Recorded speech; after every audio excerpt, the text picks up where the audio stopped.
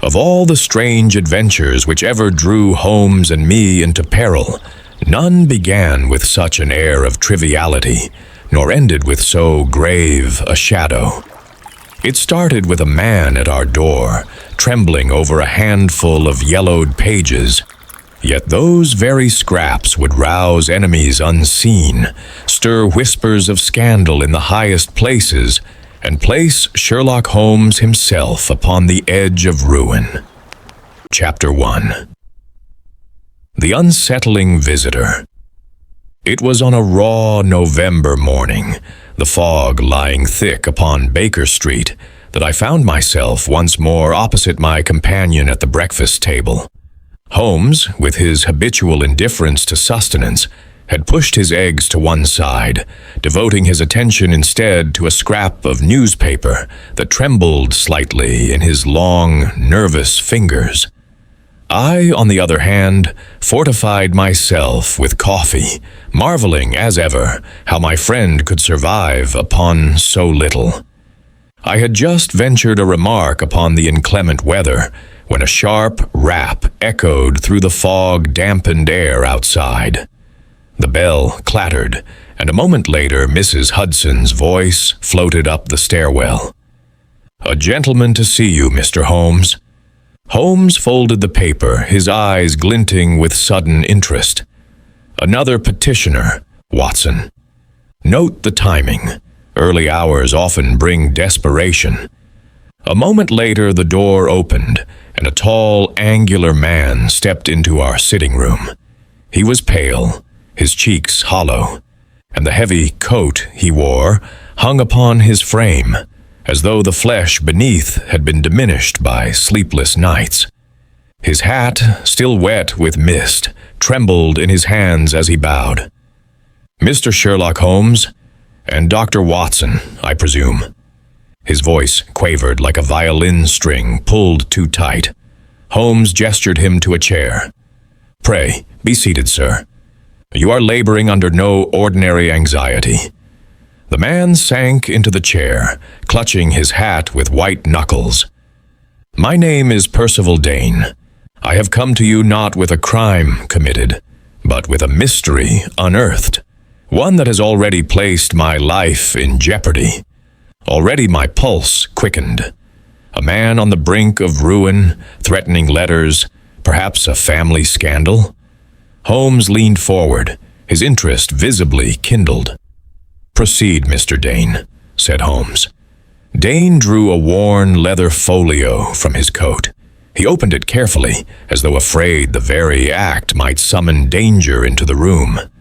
Within lay several yellowed sheets of paper, their ink faded but legible. Across the top of one page, my eye caught the heading, "The Case Book of Sherlock Holmes." "You see, gentlemen," Dane continued, "my late uncle, Sir Alistair Dane, left behind a collection of papers. Among them I found this manuscript, an account of one of your cases, Mr. Holmes, but one I can find no record of in any publication. More disturbingly, since I discovered these pages, I have been followed, threatened, and nearly run down by a hansom cab whose driver vanished before I could cry out."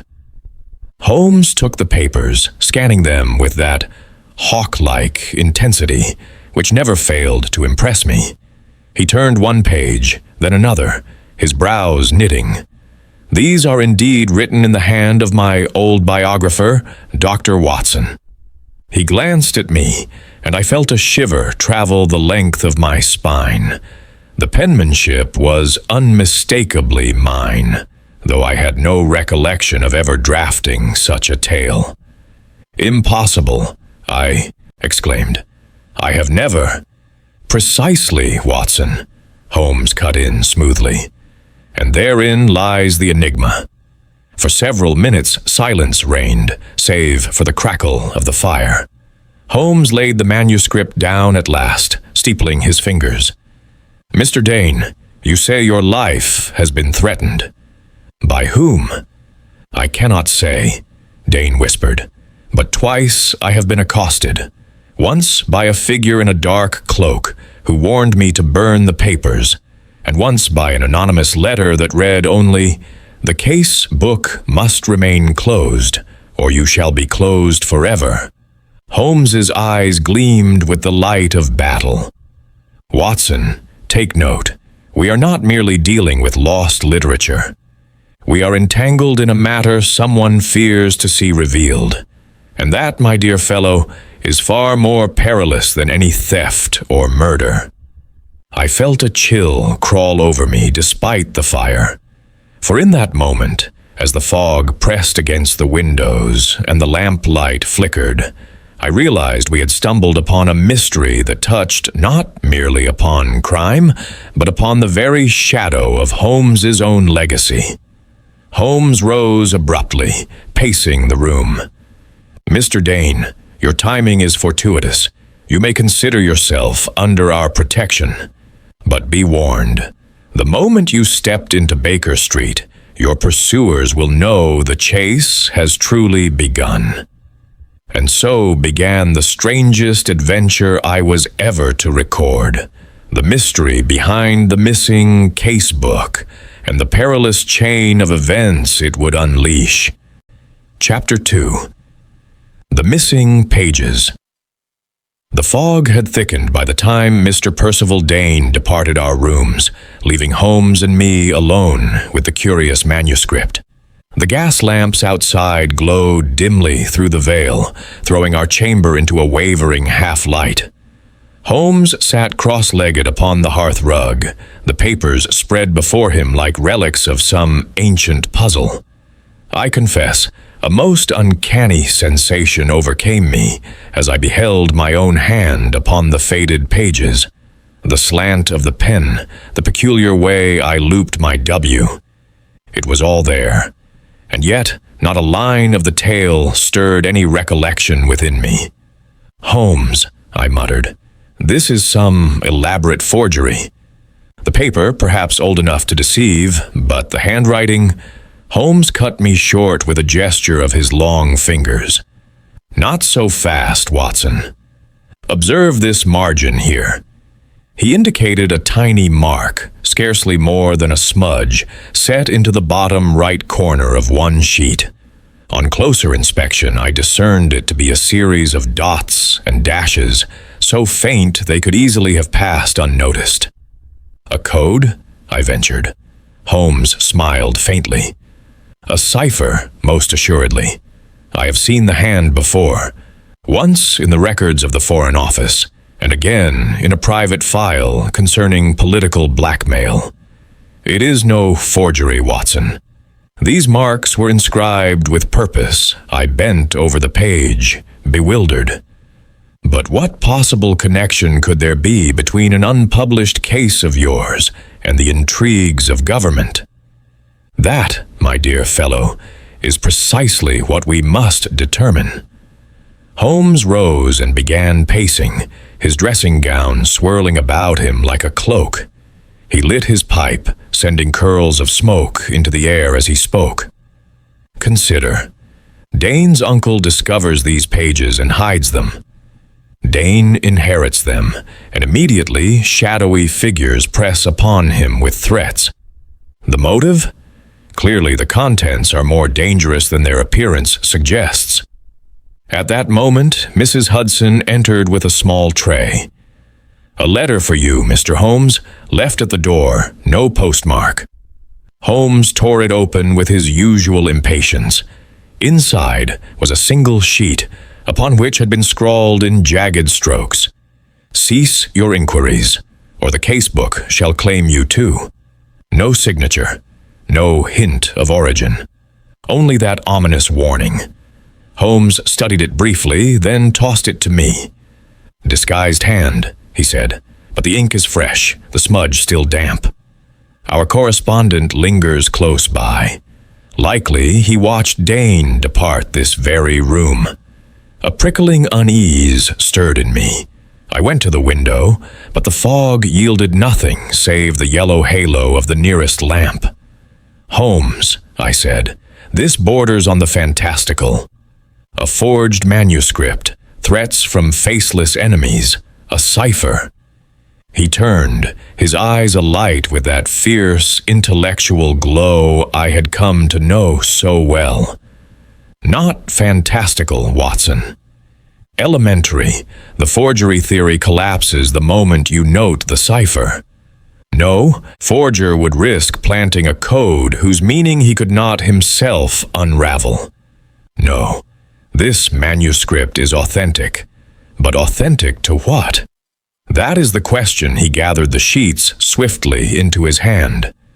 Watson, put on your boots. We dine early this evening, then pay a call upon Mr. Dane's late uncle's residence in Bloomsbury. If secrets were concealed in that house, the night fog may yet help us uncover them. I gave a sigh, already accustomed to such abrupt changes of plan. And if our pursuers are indeed lurking nearby? Holmes's lips curved into that sardonic half-smile which so often preceded peril. Then, my dear Watson, the game will at last be afoot. Chapter 2. The Missing Pages.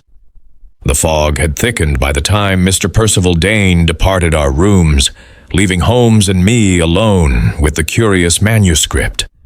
The gas lamps outside glowed dimly through the veil, throwing our chamber into a wavering half-light. Holmes sat cross-legged upon the hearth-rug, the papers spread before him like relics of some ancient puzzle. I confess, a most uncanny sensation overcame me as I beheld my own hand upon the faded pages. The slant of the pen, the peculiar way I looped my W. It was all there. And yet, not a line of the tale stirred any recollection within me. Holmes, I muttered, this is some elaborate forgery. The paper, perhaps old enough to deceive, but the handwriting. Holmes cut me short with a gesture of his long fingers. Not so fast, Watson. Observe this margin here. He indicated a tiny mark, scarcely more than a smudge, set into the bottom right corner of one sheet. On closer inspection, I discerned it to be a series of dots and dashes, so faint they could easily have passed unnoticed. A code? I ventured. Holmes smiled faintly. A cipher, most assuredly. I have seen the hand before, once in the records of the Foreign Office, and again in a private file concerning political blackmail. It is no forgery, Watson. These marks were inscribed with purpose. I bent over the page, bewildered. But what possible connection could there be between an unpublished case of yours and the intrigues of government? That, my dear fellow, is precisely what we must determine. Holmes rose and began pacing, his dressing gown swirling about him like a cloak. He lit his pipe, sending curls of smoke into the air as he spoke. Consider. Dane's uncle discovers these pages and hides them. Dane inherits them, and immediately, shadowy figures press upon him with threats. The motive? Clearly the contents are more dangerous than their appearance suggests. At that moment, Mrs. Hudson entered with a small tray. A letter for you, Mr. Holmes, left at the door, no postmark. Holmes tore it open with his usual impatience. Inside was a single sheet, upon which had been scrawled in jagged strokes, "Cease your inquiries, or the casebook shall claim you too." No signature, no hint of origin, only that ominous warning. Holmes studied it briefly, then tossed it to me. "Disguised hand," he said, "but the ink is fresh, the smudge still damp." Our correspondent lingers close by. Likely he watched Dane depart this very room. A prickling unease stirred in me. I went to the window, but the fog yielded nothing save the yellow halo of the nearest lamp. "Holmes," I said, "this borders on the fantastical. A forged manuscript, threats from faceless enemies, a cipher." He turned, his eyes alight with that fierce, intellectual glow I had come to know so well. Not fantastical, Watson. Elementary. The forgery theory collapses the moment you note the cipher. No forger would risk planting a code whose meaning he could not himself unravel. No, this manuscript is authentic. But authentic to what? That is the question. He gathered the sheets swiftly into his hand. Watson, put on your boots. We dine early this evening, then pay a call upon Mr. Dane's late uncle's residence in Bloomsbury. If secrets were concealed in that house, the night fog may yet help us uncover them. I gave a sigh, already accustomed to such abrupt changes of plan. And if our pursuers are indeed lurking nearby? Holmes's lips curved into that sardonic half-smile, which so often preceded peril. Then, my dear Watson, the game will at last be afoot. Chapter 3. The Threatening Letter. The night had settled thick and heavy upon London by the time Holmes and I returned from a modest supper at Simpson's. The fog rolled like a living tide along the Strand, muffling the clatter of hooves and swallowing the glow of the gas lamps, until they appeared as lonely orbs, adrift upon a sea of smoke. Holmes, however, strode with brisk assurance, his coat buttoned tightly, his eyes darting keenly into the shifting gloom. I, meanwhile, could not suppress a lingering unease. The anonymous threat left at Baker Street still gnawed at me. It was no crude prank. There had been a venom in those jagged letters that bespoke genuine malice. "Holmes," I murmured, pulling my scarf closer about my neck. "You spoke of the writer lingering nearby. Might he not follow us even now?" Holmes did not break stride. "Possibly. Indeed, I rather hope so." I stopped short. "You hope so?" He turned, his eyes gleaming with mischief beneath the brim of his hat. "Of course. The hunter reveals himself only when he believes himself unseen. If our adversary trails us, then we shall learn more of him than if he kept hidden. Patience, Watson. Patience and observation." Before I could retort, Holmes suddenly halted. His gloved hand shot out, snatching something from the fog-slick cobblestones. He held it up to the dim light of the nearest lamp. It was a scrap of folded paper, damp but legible. Another note. Holmes opened it carefully. The handwriting was different, more even, less hurried, yet the menace was unmistakable. "Leave Dane. Leave the manuscript. The casebook is not yours to open." Holmes's brows lifted. Curious. A change of tone. Less dramatic, more precise. Two correspondents, perhaps. Or one mind clever enough to alter its disguise. I felt the chill of the fog creep into my very bones. "Holmes, this is beyond a literary dispute. Someone means violence. We cannot—" "Cannot?" Holmes cut me short, his voice sharp. "On the contrary, Watson, we must. Do you not see? These threats confirm the manuscript's importance. Our unknown adversary wishes us away from the trail. That alone is reason enough to pursue it." As if to punctuate his declaration, the echo of footsteps reached us through the fog.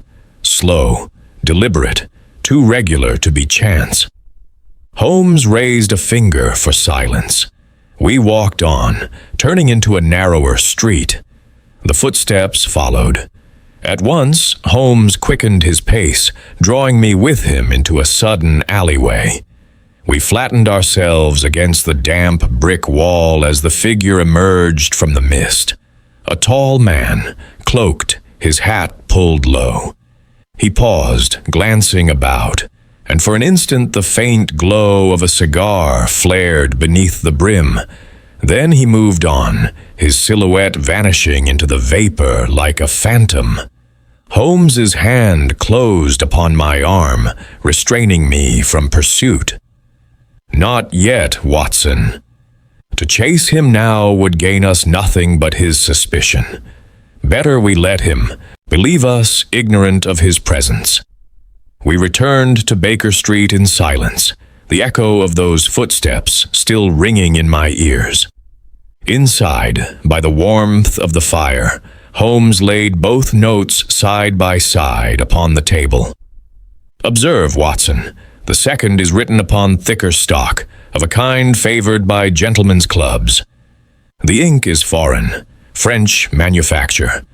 Whoever our adversary may be, he is no common cut-purse lurking in alleys.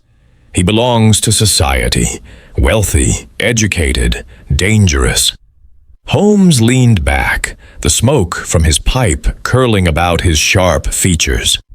"And mark me well, Watson, the more they urge us to abandon this case-book, the more certain I am that within its missing pages lies a truth some powerful soul would kill to conceal I could find no reply."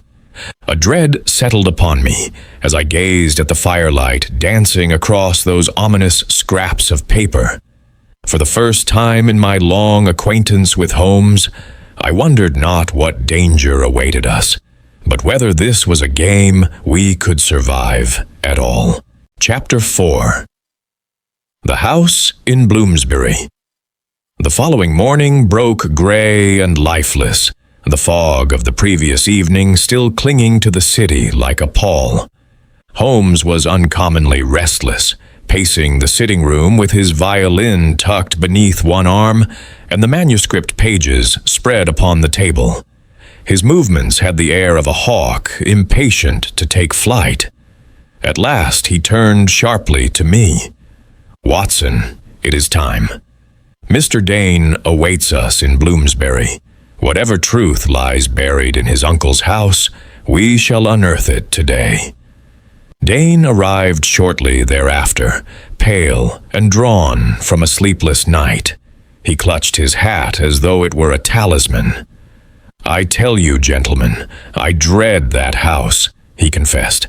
"Since childhood it has filled me with foreboding." My uncle was a secretive man, and the servants whispered of locked drawers and midnight visitors. Holmes gave a curt nod. "Lead on, then." The house. The Dane residence stood at the corner of a quiet Bloomsbury Square, its windows shuttered, its stone facade streaked with soot. Even in daylight it wore an air of neglect and melancholy. Dane produced a heavy iron key, which groaned in protest as he turned it in the lock. Inside, the air was musty, thick with dust. Our footsteps echoed on the wooden floors. The drawing-room bore the trappings of faded wealth, worn carpets, portraits whose subjects peered down with disapproval, and a great mahogany desk that dominated the chamber. Holmes strode at once to the desk, his eyes glittering. He tried each drawer in turn until one refused to budge. From his pocket he withdrew a small pick, and within moments the lock surrendered. Inside lay a curious collection, scraps of parchment, corners singed by fire, a bundle of wax seals, and most notably, a half-burnt notebook. Holmes lifted it carefully, fanning the brittle pages. "Watson, observe. See how the fire consumed the outer leaves, yet left the inner portion intact? Someone meant to destroy this, but their work was interrupted. I bent over the fragile volume. The writing was faint, but legible, a narrative written in the same hand as the manuscript Dane had brought us. Only fragments remained, references to a jewel theft, a mysterious nobleman, and a meeting in some unnamed club. Then the words broke off, charred into blackness. Dane's voice quavered. My uncle must have known. He must have tried to conceal it. Holmes closed the notebook with a snap. Conceal, not erase. Sir Alister was no fool. He kept the truth hidden, but not beyond recovery. The disturbance. At that instant a noise startled us all, a faint creak as of a footfall in the passage beyond. Holmes froze, his hand raised. We listened. Again it came, a board shifting under weight. Holmes darted silently to the door, flung it wide, and the corridor lay empty. Only the hush of dust and the faint sway of a curtain betrayed that someone had been there moments before. Holmes returned, his face grim. "We are not alone in this house." Watson, myself, instinctively reached for my revolver, which I had prudently carried. Dane collapsed into a chair, trembling. "Holmes," I whispered. "Who else could have a key?" Holmes shook his head. No key was needed. A determined adversary requires only time and silence, but he has left in haste, and he has left this. From the floor near the desk, Holmes retrieved a glinting object. It was a gold cufflink, polished, engraved with the letters C.H. He turned it over in his hand, his expression unreadable. "A clue, Watson. Whether genuine or a false trail, we shall learn soon enough. But mark this well. The man who dropped it was no burglar. His attire proclaims him a gentleman. The departure." We departed the house in uneasy silence, the fog of Bloomsbury curling about us like a shroud. Dane looked haunted, clutching the half-burnt notebook as though it might turn to ash in his hands. Holmes, however, was oddly serene. "Every shadow conceals a light, Watson," he murmured as we climbed into a waiting hansom. "Today we have glimpsed both, the light of truth within that burnt notebook and the shadow of the man who would keep it hidden. The game sharpens. The adversary draws nearer, and with that we rattled off through the London streets, the cufflink glimmering in Holmes's pocket, a silent promise of the peril yet to come. Chapter 5. The Shadowed Figure. The events at the Bloomsbury house weighed heavily upon my mind. All through that evening at Baker Street, the image of that gold cufflink haunted me. The initials, C.H., were stamped so proudly into its gleaming surface that it seemed more a signature than an ornament. Holmes, however, treated the discovery with maddening calm. He sat in his armchair, long legs outstretched, the cufflink balanced upon his palm, like some trinket of no consequence. The smoke of his pipe coiled lazily toward the ceiling, while I paced restlessly before the fire. "Holmes," I said at last, "surely this proves it. Charles Horwood, the blackmailer, struck down at the Old Bailey some years ago. These are his initials." Holmes's lips curved in that dry smile of his. "My dear Watson, you are leaping at shadows. Horwood lies in his grave these 3 years. Unless you propose he has risen to reclaim his property, we must look elsewhere." I flushed, chastened. "Then what of it? A clue or a false trail?" Holmes tapped the cufflink against his teeth, eyes half closed. "Both, perhaps. Whoever left it wished to mislead us, or else he was careless in his flight. Either way, the truth lies not in the trinket itself, but in the hand that wore it. We shall see the pursuit." It was near midnight when Holmes suddenly sprang from his chair. "Watson, coat and revolver, quickly. We are watched." I hastened to the window, but saw nothing beyond the orange haze of the lamplight. Yet Holmes was already at the door, his movements swift, silent. We slipped into the street, the cold air biting through our coats. For several yards we walked as though aimless. Then Holmes caught my sleeve. "There, Watson, observe." At the corner of Baker Street, half shrouded in fog, a figure lingered. He was tall, wrapped in a dark cloak, his hat pulled low. As we advanced, he turned swiftly, striding into the mist. Holmes broke into pursuit, and I followed, my breath clouding in the chill. Through narrow alleys and across cobbled streets we ran, the echo of our quarry's boots always a few paces ahead. Twice we glimpsed him. Once as a fleeting silhouette beneath a gas lamp, again as a shadow darting past a carriage yard. But he was cunning, our pursuer. With sudden swiftness, he turned down a passage so narrow it seemed scarcely wide enough for a man. When we reached it, the way was empty. Only silence remained, broken by my own labored breathing. Holmes stood very still, scanning the ground.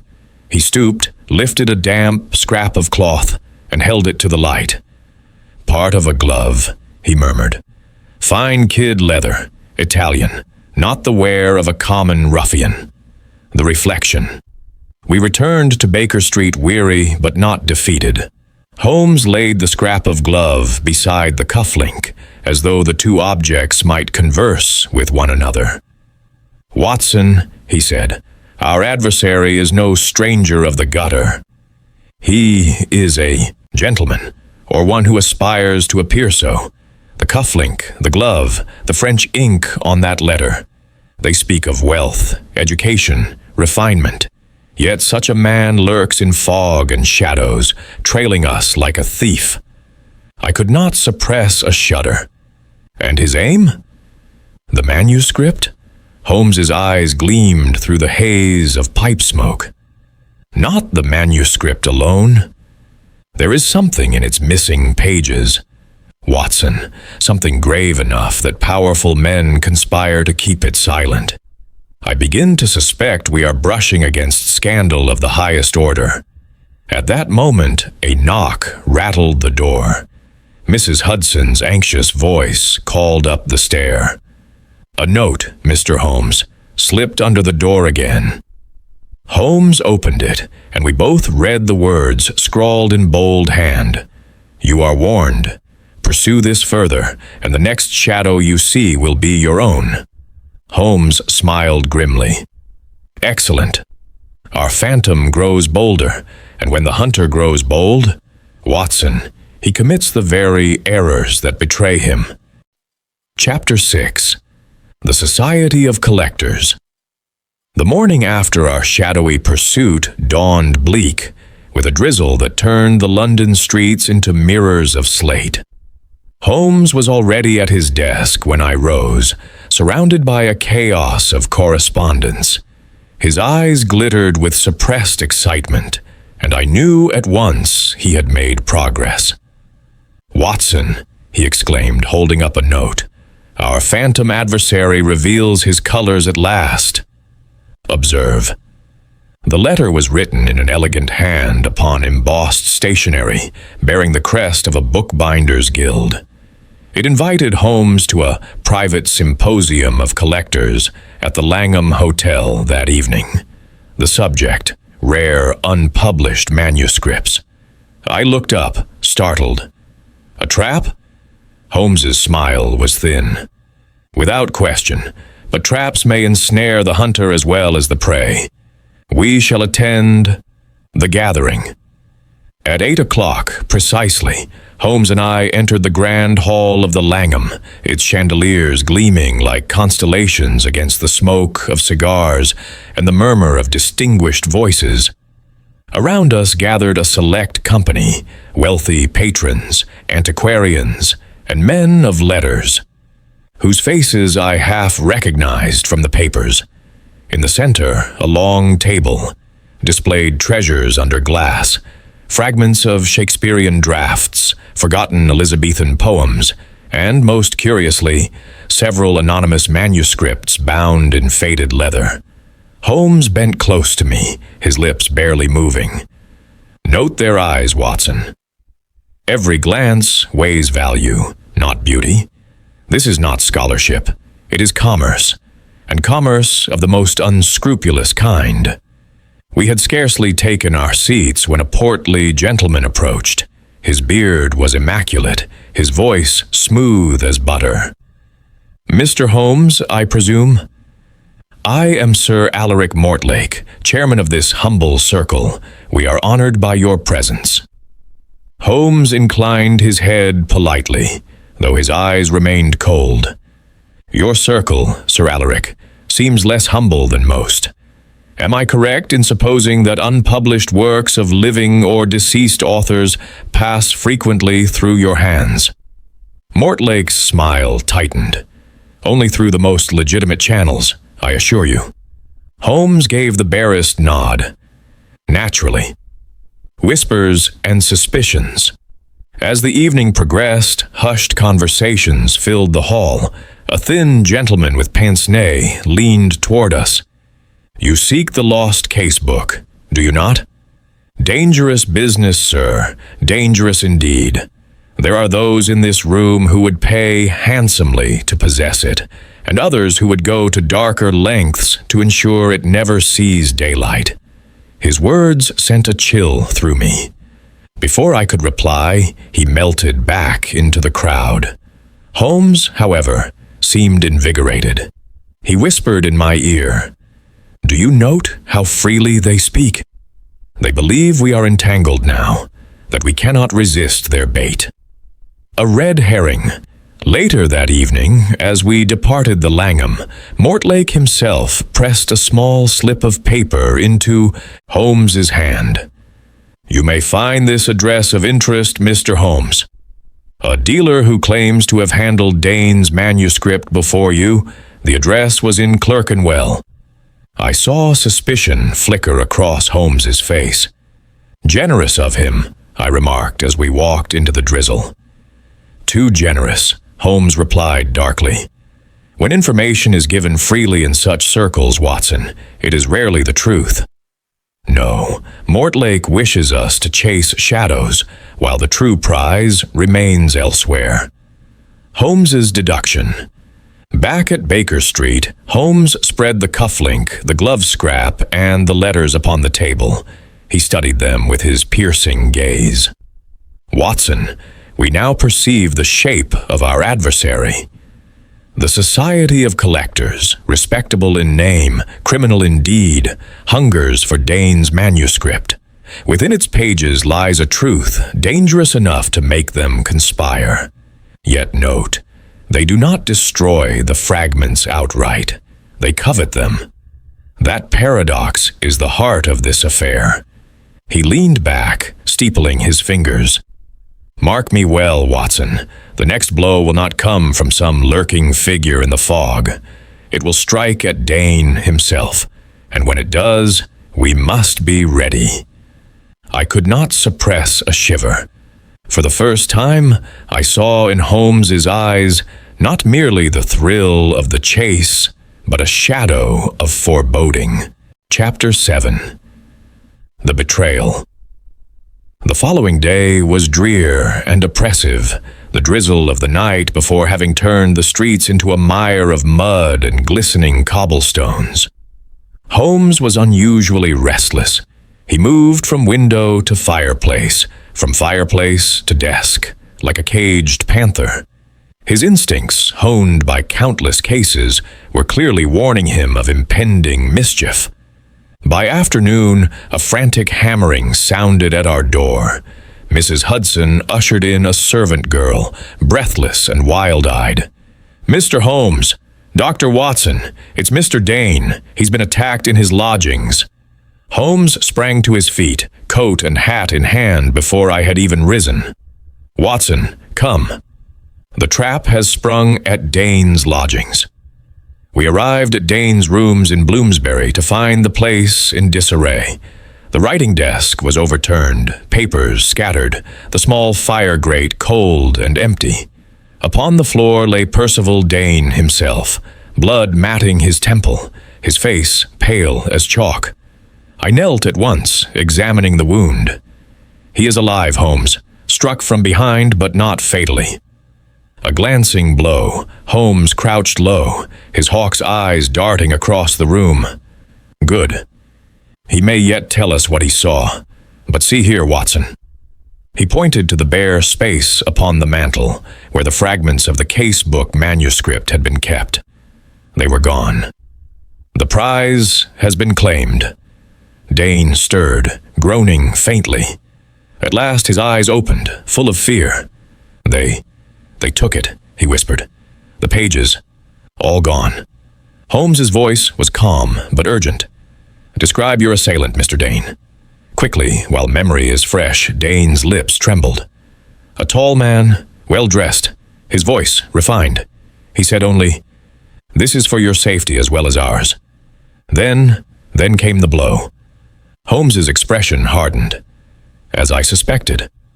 A gentleman, not a rogue. And note the curious phrasing, Watson, "for your safety as well as ours." That betrays a sense of obligation.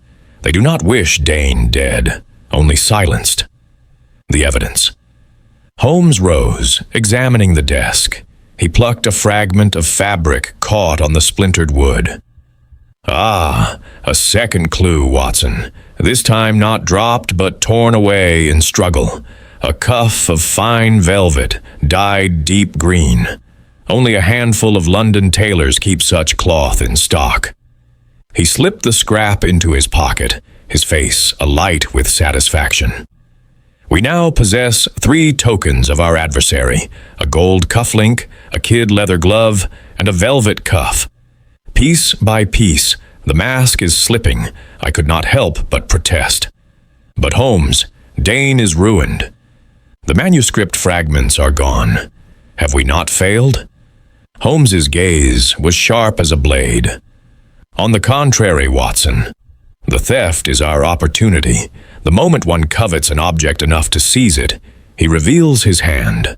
Our quarry thinks himself safe, but he is now within my grasp. The betrayal was expected. Indeed, I relied upon it. Holmes's warning before. We departed. Holmes turned gravely to Dane. "Sir, you must remain in concealment. Do not stir abroad. Do not speak to any man. Your enemies are both numerous and powerful, but so long as you obey, you shall live." Dane clutched Holmes's hand weakly. "You believe you can recover the pages?" Holmes's thin smile was answer enough. "My dear sir, I intend not only to recover them, but to reveal the hand that has guided this affair from the beginning." They believe themselves subtle. They have yet to contend with Sherlock Holmes. The departure. As we stepped once more into the murky London street, the gas lamps flickering like watchful eyes, I could not suppress a shiver. The manuscript was gone, the enemy emboldened, and Dane left battered and terrified. Yet Holmes strode beside me with the air of a man who had not suffered a defeat, but secured a necessary move in a far larger game. "Watson," he murmured, "the betrayal was inevitable. But now, the real hunt begins." Chapter 8. The Return of the Pages. It was 2 nights after the assault upon Percival Dane that events took a most extraordinary turn. Holmes and I sat late at Baker Street, the fire burning low, when Mrs. Hudson entered with a curious expression. "A parcel for you, Mr. Holmes." It came by private messenger. No return address. Holmes accepted the small brown paper packet without comment. His eyes narrowed as he weighed it in his hand, then laid it upon the table. "Observe, Watson. The seal is plain wax, unmarked. Whoever sent this wishes to hide his identity, yet not disguise the fact that it is meant for us directly." With his penknife, he slit the paper. Inside lay a bundle of familiar sheets, yellowed, creased, their margins still marked with my own unmistakable hand. The stolen fragments of the casebook. The note Holmes drew out a single slip of paper that accompanied them. In bold strokes it read, "The truth must never be known. Return these to the fire. Forget what you have seen. No signature, no crest, only that chilling command." I stared in disbelief. Holmes! They risked so much to steal these. Why return them now? Holmes's eyes glittered. "Because, my dear Watson, theft was not their goal. They do not fear us possessing the fragments. They fear us deciphering them. By returning them, they seek to lull us into false security, while warning us against pursuit." He spread the sheets across the desk. scrutinizing each one as though the ink itself concealed a second text, the hidden detail. Suddenly he gave a low cry of triumph. "Look here, Watson, beneath the lines, pressed faintly into the paper. Do you see it? Someone once wrote upon the sheet above, and the impression remains I leaned closer. Indeed, there were faint indentations, discernible only when the page was tilted to the lamplight. Holmes shaded them lightly with a soft pencil, and letters emerged like ghosts from the past. Harrington, Club, midnight. My heart quickened. Lord Harrington? The statesman? Holmes nodded grimly. The very same. It would appear that the missing case touched upon a scandal in which his name was embroiled. That is the lever our adversaries fear we might uncover. The dilemma. I was aghast. But Holmes, to drag a nobleman into the light, could it not ruin reputations, even bring down a government? Holmes's voice was cool. Possibly. But truth does not bend to convenience. If a crime has been committed and suppressed, it must be revealed. Yet, mark me, Watson, it is not the nobleman's honor alone that trembles. Someone else, perhaps closer to ourselves than we think, has woven this net. He tapped the anonymous note. This warning is not the voice of a common enemy. It is the voice of one who knows us. One who knows how deeply we value the casebook. A growing shadow. That night I found little rest. In my dreams the words Harrington, Club, midnight burned like fire, while shadowed figures crept through fog-drenched alleys. I awoke more than once to the sound of Holmes pacing, the floorboards creaking beneath his measured tread. In the morning, Holmes stood at the window, pipe in hand, eyes upon the bustling street below. "Watson," he said softly, "our adversaries are tightening their cord. Yet they forget one thing I rubbed the sleep from my eyes. And that is—" Holmes turned, the smoke curling about his hawk-like profile. "That I tighten mine as well. They returned the pages thinking to cow us. Instead, they have given me the one clue I required. Harrington, the club, the midnight meeting. These shall lead us to the heart of their conspiracy." Chapter 9. The Gathering Storm. It was with an air of deliberate calm that Holmes set his plan into motion. All morning he wrote letters, dispatched notes by messenger, and consulted his index of clubs and gentlemen's societies. By evening, Baker Street resembled a military headquarters before a battle. "Watson," he said at last, fastening his cloak, "tonight we shall bring the storm into a single room. Our adversaries will no longer lurk in fog and alleys. They will stand before us, unmasked by their own words. I, who knew the danger of Holmes's orchestrations, felt a chill. Yet his manner brooked no argument, and so I accompanied him once more into the London night. The meeting. The appointed place was a private dining room at the Criterion, richly appointed with velvet curtains and silver candlesticks.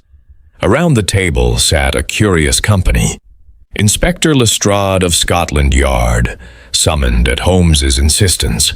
Percival Dane, still pale and shaken from his ordeal, and, to my surprise, several members of the Society of Collectors, including the smooth-faced Sir Alaric Mortlake. Holmes entered last, calm as a surgeon before the theatre. He took his place at the head of the table, folding his long hands together. "Gentlemen," he began, "we are gathered not to debate the value of manuscripts, but to decide whether truth shall breathe or be strangled. Within these pages," he tapped the fragments of the case-book laid before him, "lies a matter that has already provoked threats, violence, and theft. Tonight, we resolve it. Accusations. Mortlake's smile was as bland as ever. "Mr. Holmes, you speak as though we are conspirators. We are collectors, nothing more." Holmes's eyes were sharp. "Collectors who commission theft. Collectors who set ruffians upon helpless men. Do not dissemble, Sir Alaric. The velvet of your cuff betrays you more eloquently than my words ever could." Mortlake stiffened, but before he could reply, Dane rose, his voice trembling. "You would have left me for dead. You stole my uncle's legacy, and now you sit here with false courtesy." The room erupted in protest, voices overlapping, accusations, denials, oaths of innocence. Through it all, Holmes sat motionless, his eyes half closed, as though listening for a single note among a storm of instruments. Holmes's silence. I tugged at his sleeve. "Holmes, speak. They'll tear each other apart." But Holmes merely shook his head. "No, Watson. Let them speak. A guilty man cannot help but contradict himself." And indeed, within minutes the circle of men began to falter. One declared the manuscript worthless, another claimed it dangerous to the realm, a third muttered that it should have been destroyed. Their eagerness to protest only deepened the impression of guilt. Lestrade, red-faced, banged the table. "Confound it all, Holmes. Which of them am I to arrest?" Holmes opened his eyes at last, and they gleamed with that cold fire I had seen so many times before. "None. Not yet. For the true architect of this affair has not spoken.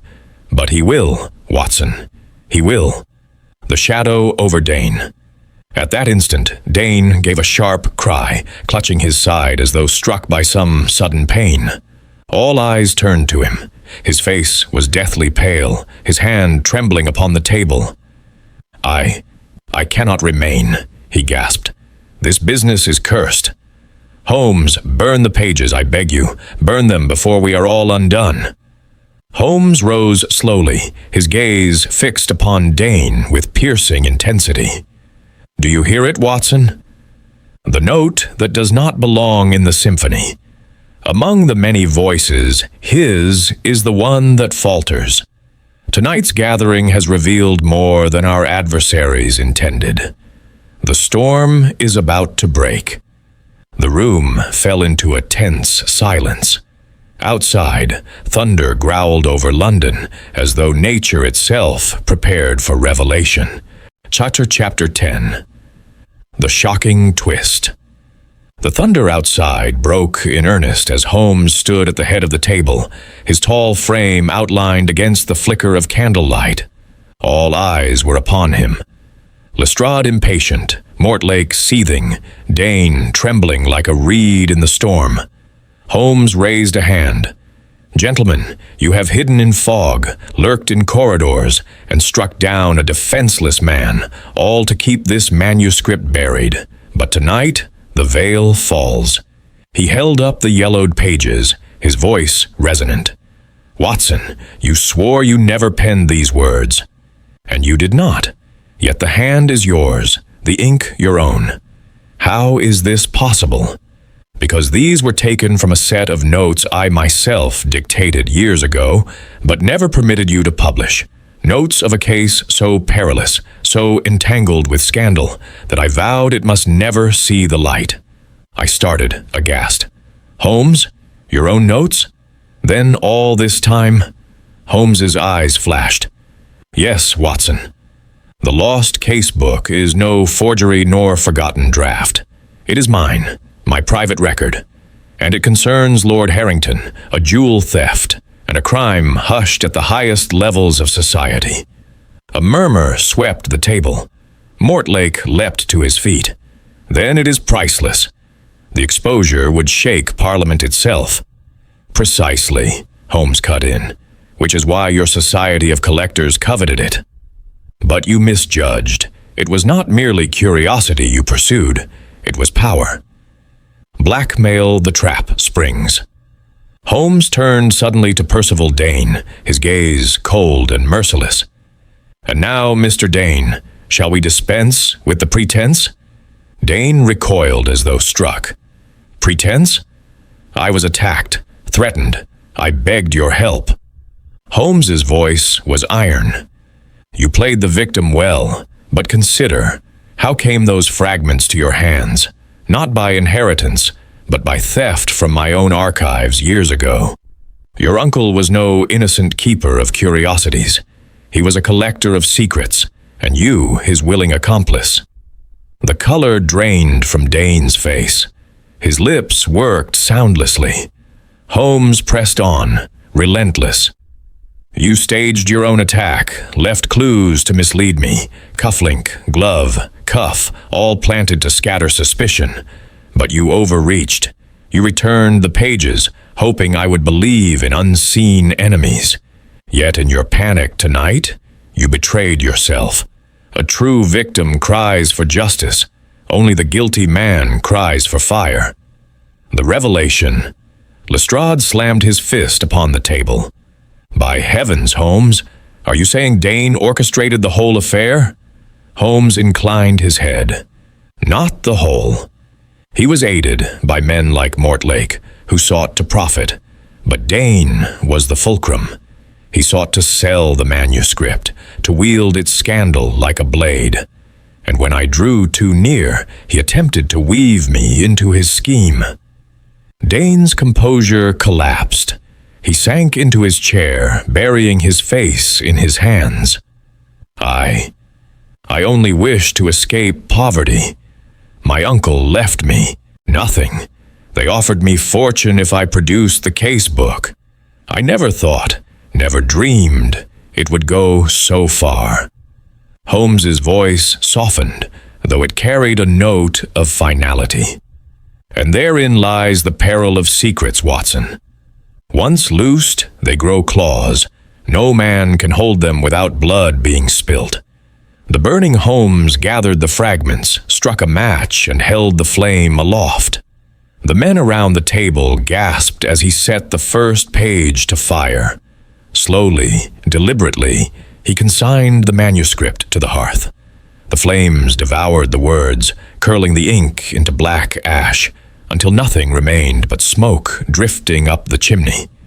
"Holmes," I exclaimed, "to destroy your own record." His eyes met mine, cold yet weary. "Better ash than chains of scandal. Some truths, Watson, belong only to silence." The aftermath. When the meeting dispersed, Lestrade took Dane into custody, muttering about charges of fraud and conspiracy. The collectors slunk away like shadows at dawn, their schemes undone. As we walked home through the rain-washed streets, I could not restrain myself. "Holmes, you astonish me. To burn your own work, surely no case was ever so remarkable." Holmes lit his pipe, the glow briefly illuminating his austere features. "Perhaps, Watson. But notoriety is not truth. I have ever fought crime, not history. And in this matter, I was both detective and culprit. The case book was never meant to survive. It was my judgment then, and my judgment now." I fell silent, humbled. Above us, the storm clouds broke, revealing the faint glimmer of dawn. And I knew that once again my friend had walked the razor's edge between justice and ruin, leaving only mystery in his wake.